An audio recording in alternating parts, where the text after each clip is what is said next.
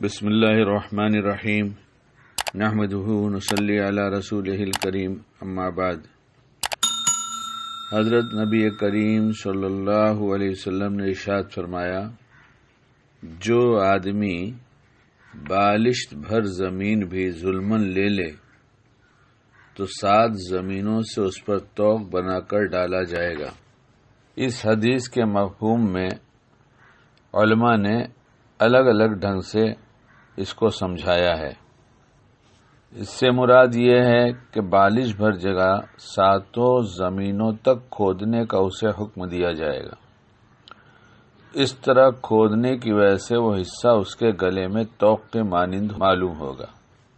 اور بخاری شریف میں جو بات ہے اس کا مفہوم یہ ہے کہ زمین جو اس نے قبضہ کر لیا ہے اس زمین کے ساتھ 7 زمین کی مٹی ملا کر اسے حکم دیا جائے گا کہ اس مٹی کے وزن کو اپنے سر پر اٹھا کر لے جا۔ اور ایک دوسری حدیث میں بھی ہے کہ جو شخص ناجائز طریقے پر دوسرے کی زمین کا کچھ حصہ بھی دبا لے تو اس کی کوئی بھی نفلی یا واجبی عبادت اللہ رب العزت کی بارگاہ میں قابل قبول نہ ہوگی۔ کتاب کا حوالہ بھی ہے ترغیب و ترہیب۔ ایک اور روایت میں حضرت صلی اللہ علیہ وسلم نے یہ بھی ارشاد فرمایا کہ کسی مسلمان کے لیے یہ حلال نہیں ہے کہ وہ دوسرے کی لاٹھی بھی بغیر اس کی دلی رضامندی کے لے۔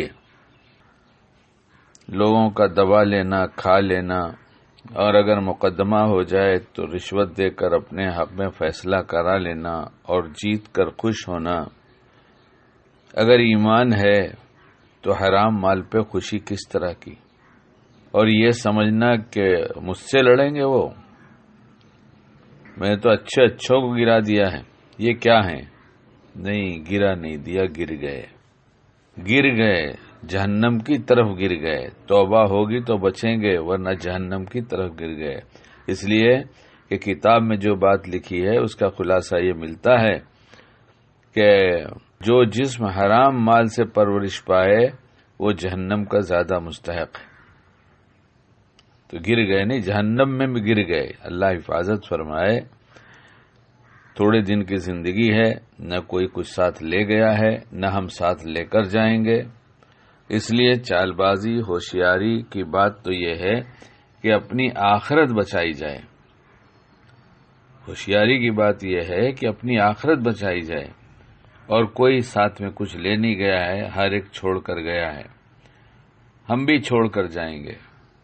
اس لیے حضور پاک صلی اللہ علیہ وسلم نے فرمایا ایک جگہ، جس کسی کے پاس دوسرے بھائی کا عزت یا مال سے متعلق کوئی حق ہو تو اس سے آج ہی معاف کرا لے، قبل اس کے کہ وہ دن آئے کہ جب دینار و درم نہ چلیں گے، بلکہ اگر اس کا کوئی نیک عمل ہوگا تو اس سے دوسرے کے حق کے بقدر لے لیا جائے گا، اور اگر اس کے پاس نیکیاں نہ ہوں گی تو اس کے بھائی کی برائیاں لے کر اس پر لاد دی جائیں گی۔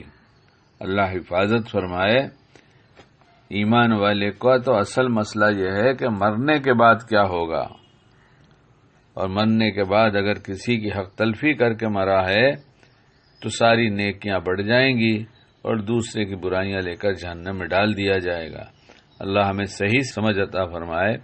اب بات یہ ہے کہ مال کی لالچ تو ہر ایک کو ہوتی ہے، مال ضرورت کی چیز ہے، ہر ایک چاہتا ہے کہ مجھے ملے، لیکن چاہنے سے مقدر سے زیادہ نہیں ملتا تو مقدر ہی ہے۔